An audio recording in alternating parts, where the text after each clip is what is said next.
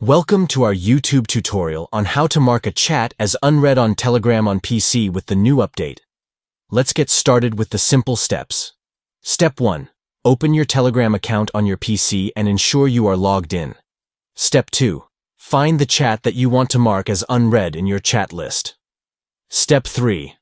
Hover your mouse pointer over the chat and either click on the down arrow symbol, V, that appears next to the chat, or right-click on the chat to bring up the Options menu.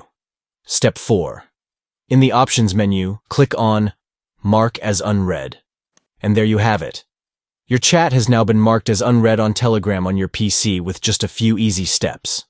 This feature can be incredibly useful for keeping track of important messages that you need to come back to later, or simply for organizing your chats in a more efficient way.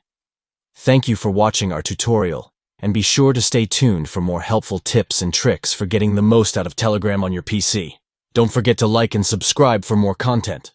Happy chatting.